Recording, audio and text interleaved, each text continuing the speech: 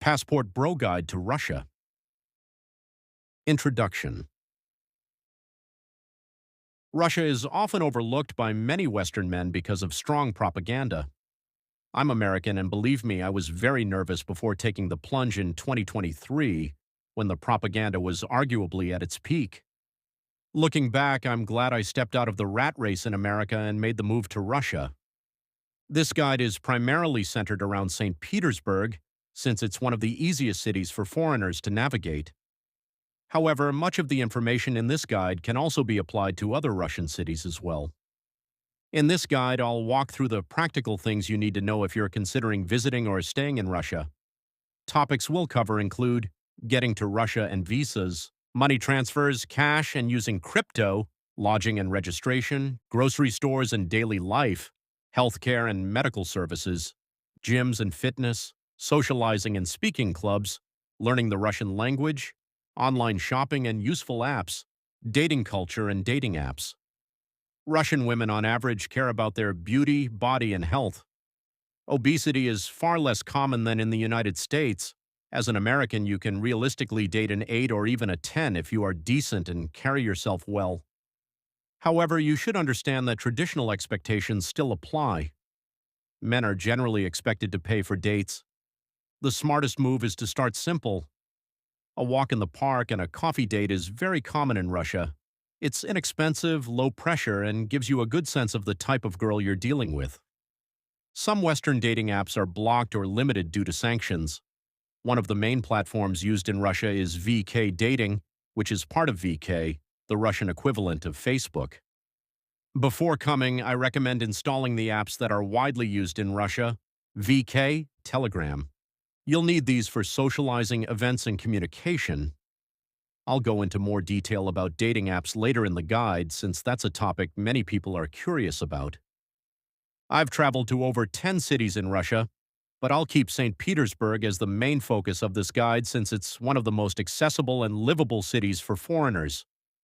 If you're interested in a customized consultation, you can reach out to me at burnoutmail@gmail.com.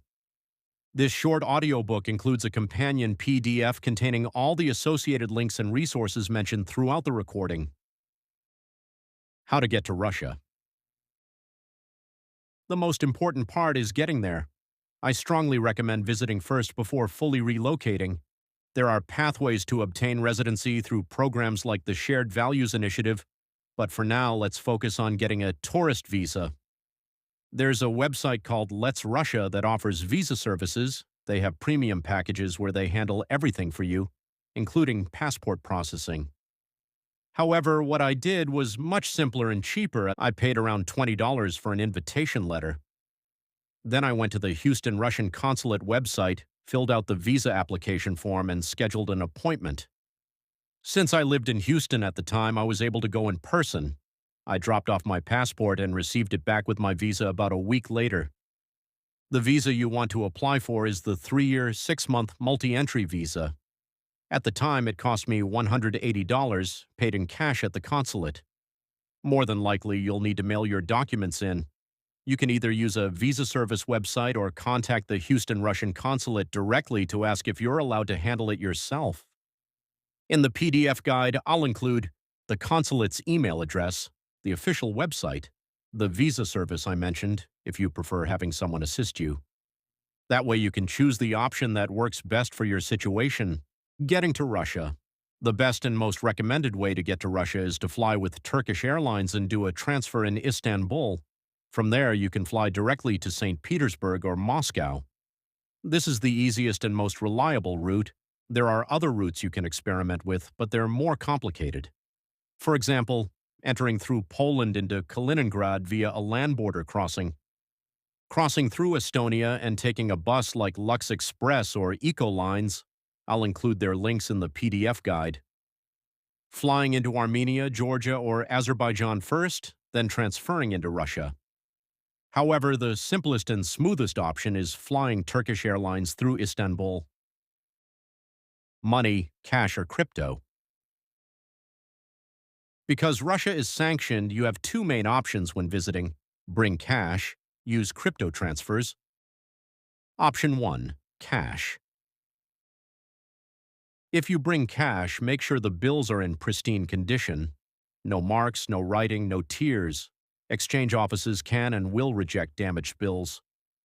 In the PDF guide, I'll include a reliable exchange office in St. Petersburg. Banks often give poor exchange rates, so it's better to use a trusted private exchange location. Option 2. Crypto. Crypto is not as complicated as it sounds. You'll first need to establish an exchange account in the US, such as Kraken, Coinbase. Since some platforms may be restricted while in Russia, you may need to use a VPN. Amnesia works well. Once in Russia, you can open a local bank account fairly easily. The main options are Tinkoff, Sberbank, Alpha Bank. Tinkoff is mostly a digital bank. A representative can meet you at your hotel to open the account. The process is quick and straightforward. If you choose not to open a bank account immediately, you can use a crypto exchange service locally. You go in person, send your crypto to the broker, and receive rubles in cash. It's a simple transaction process. You can find both local and online exchanges on the Best Change website. Each exchange has ratings, and you can filter specifically for physical locations. Using local cash exchanges is usually safer, so you don't risk getting blocked. You can also search on Yandex Maps for crypto exchange offices. I've personally found reliable places that way as well. I'll include a trusted crypto exchange location in St. Petersburg inside the PDF guide. Entering and traveling within Russia. Once you go through border control, a border officer will give you a migration card. You must keep this document with you during your stay. It's a small, flimsy piece of paper, but it's very important. You will need to return this same migration card when you leave Russia, so don't lose it. Traveling within Russia. If you plan on traveling around Russia, I recommend installing the following apps: RZD, the official Russian Railways app for booking train tickets. Tutu allows you to book trains, buses, and flights. Aviasales, a flight search engine that helps you compare prices and find the best deals on domestic and international flights. All three are reliable and widely used. I also recommend installing Yandex Metro so you can see the layout of the city's metro system. It makes navigating much easier, especially in cities like Moscow and St. Petersburg. Public transportation in St. Petersburg. In St. Petersburg, you can purchase a transport card called Podorozhnik. You load money onto it and receive discounted fares on public transportation. Any cashier at a metro station can sell you one. It's simple and worth getting if you plan on using public transport regularly. Lodging and stay. One thing that confuses many foreigners is registration of place of stay. It sounds serious, but it's not a big deal. Legally, you must be registered at an address within 7 working days of entering Russia. Hotels are required to handle registration for you. Most hotels booked through Ostrovok will automatically register you. However, if it's more of an Airbnb-style apartment, you should ask in advance to confirm they can register you. When they register you, they will usually give you a small document with your registration details the next day. Keep this paper for your records. It's unlikely a government official will ask for it, but it's good to have. Many foreigners stress about this process, but it's straightforward. As long as you are registered somewhere, you're fine. Important, most private landlords will not register you. If you're staying temporarily, a few weeks or 1 to 2 months, it's usually better to go the hotel or apart hotel route, so registration is handled automatically. It removes unnecessary stress. If you want cheaper options, you can search for apartments on Avito, direct rentals from landlords, my personal favorite. Yandex Travel/Yandex Stay. One advantage of St. Petersburg is that there are many apart hotels, hotel-style apartments that offer more flexibility and comfort. You can search apart hotel on Yandex Maps and find plenty of options. 2 solid examples I recommend looking at: Avenue Apart, Yes Apart Hotel. There are many apart hotels in St. Petersburg. If you type apart hotel into Yandex Maps, you'll find plenty of options with good monthly rates. Daily rates are usually more expensive, so longer stays tend to be a better value. Language learning. Whether you're visiting short-term or planning to stay permanently, learning some Russian will dramatically improve your experience. Many tourists take Russian classes while they're here. It's a great way to socialize, meet other foreigners, and familiarize yourself with the language if you're staying longer. There are universities that offer short and long-term language programs. In my experience, however, university courses aren't very practical. They can be nearly the same price as private schools, but less efficient and more academic than useful for everyday life. If you're planning to stay long-term and are considering a semester-style university program, I personally wouldn't recommend it. It's not the most efficient way to learn the language. Instead, I recommend private language schools such as Leiden and Dens, Zlatust. Both offer group classes where you can meet other foreigners, build friendships, and practice consistently. They also offer homestay options, room and board with a Russian family, which can accelerate immersion. Learn through immersion. Beyond formal classes, one of the best strategies is simple immersion. Pay attention to your environment. Notice signs, menus, metro announcements, and commonly used phrases. Write down new words and study them later. Try to make Russian friends if possible. Real conversations will improve your language faster than any textbook. For convenience, I also recommend language exchange apps such as HelloTalk, Tandem. And there are plenty of Russians on these platforms who are willing to help you practice. Socializing. There are plenty of opportunities to socialize in Russia. Since this guide focuses on St. Petersburg, you'll find many speaking clubs where locals and foreigners meet to practice languages and socialize. These clubs are a great way to meet people, make friends, and hear about other events happening in the city. Many groups organize regular meetups, and once you attend one, it's easy to discover more through the people you meet. Through these social events, I was able to meet a lot of people and expand my social circle. Another option worth checking out is couchsurfing. Even if you're not staying with a host, the platform has an events section where locals and travelers organize social meetups, hangouts, and group activities. Many of these communities also organize through Telegram, which is widely used in Russia. I'll include some Telegram groups for both St. Petersburg and Moscow in the link guide so you can easily find events and meetups. Dating. If you're interested in dating while in Russia, there are several apps that are commonly used. Some Western apps still work, but local platforms tend to have more active users. The main ones people use are VK Dating, part of VK, the Russian equivalent of Facebook. Very popular locally and widely used. Pure, a more casual dating app that is fairly popular in Russia. Bumble still works and has some users in larger cities like Moscow and St. Petersburg. Twinbee, a newer Russian dating app that focuses more on personality matching. VK Dating is probably the most local option, so it's worth creating a VK account before arriving. As mentioned earlier in the guide, a simple first date like a walk in the park and coffee is very common in Russia, and a good way to get to know someone without spending too much money. Gyms. Russia doesn't really have large national gym chains with universal memberships like in the United States, such as 24-Hour Fitness, Planet Fitness, or LA Fitness. Most gyms operate locally, so you usually need to choose one near where you live. There is one chain with a growing presence in multiple cities called DDX Fitness, but in general you will still find that most gyms are location-based. The best approach is simply to find a gym near your apartment or hotel, visit in person, and ask for a tour. Most gyms are happy to show you around before you sign up. Gym memberships in Russia are typically paid up front rather than monthly. Common membership options are 1 month, 3 months, 6 months, 1 year. Prices vary depending on the gym and membership length. Some of the gyms I personally enjoyed in St. Petersburg include Fitness House, many locations across the city.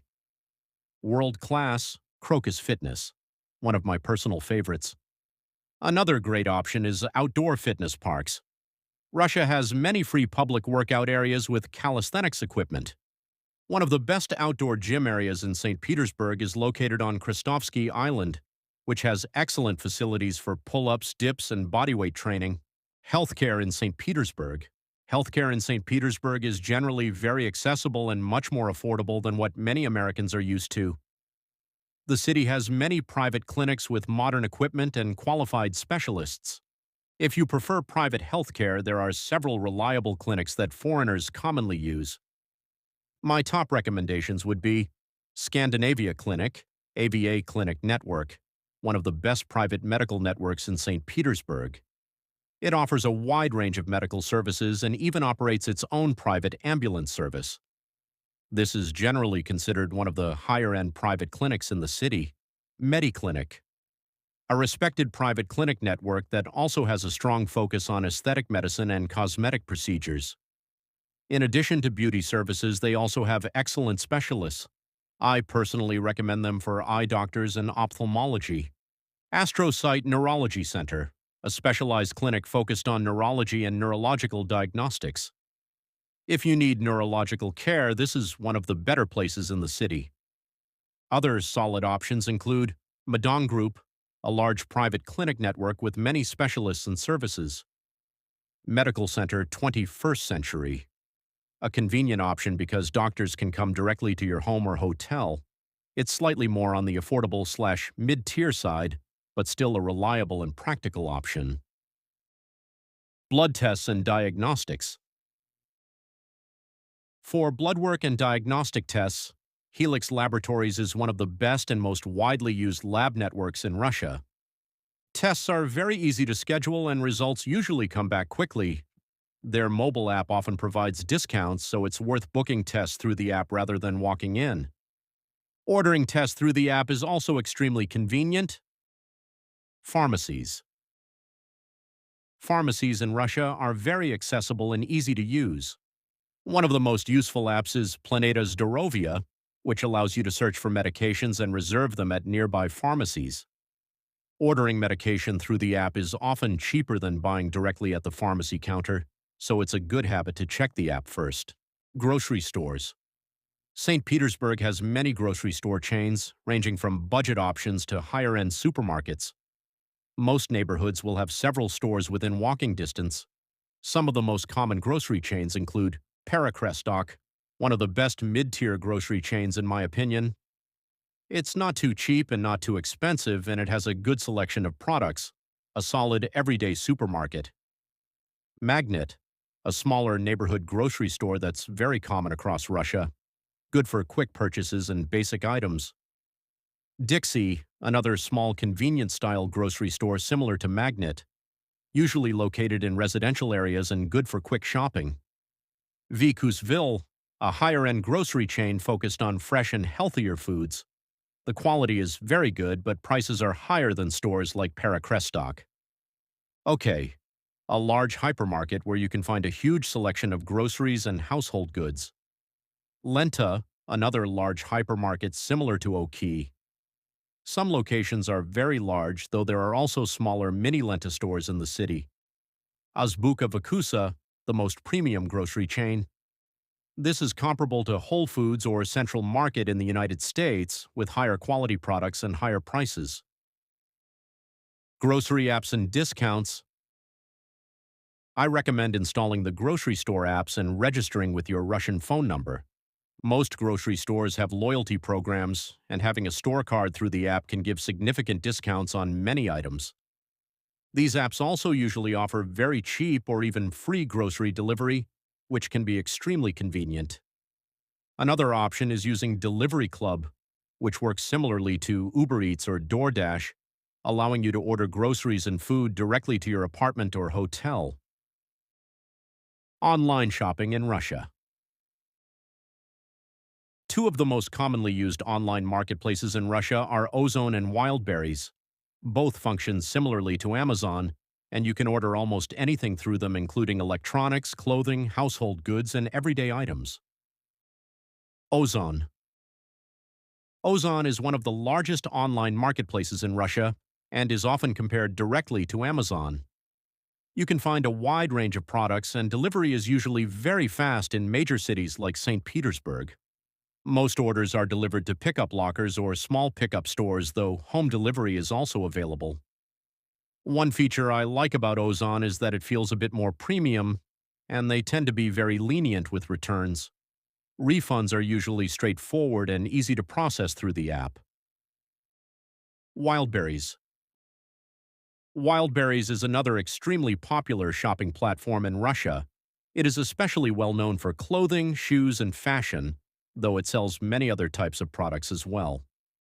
A unique feature of Wildberries is that most orders are delivered to pickup points where you can inspect the item before purchasing it.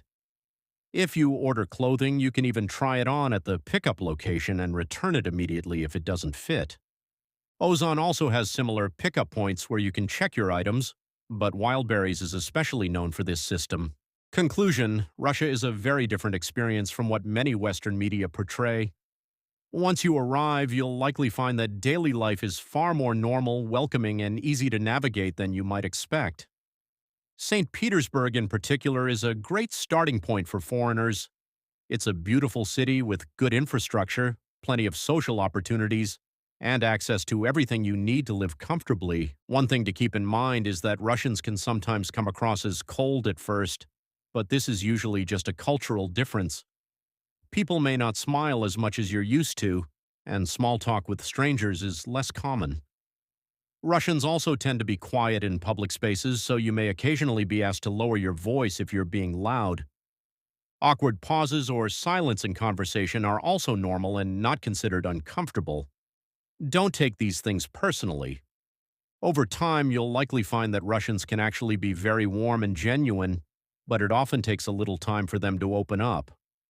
One thing you'll appreciate is that people tend to be very straightforward, so you usually know where you stand with them.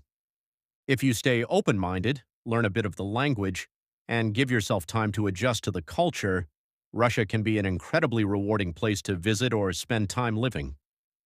You can check out my PDF link in the description, and if you're interested in a consultation, you can contact me at burnoutmail@gmail.com.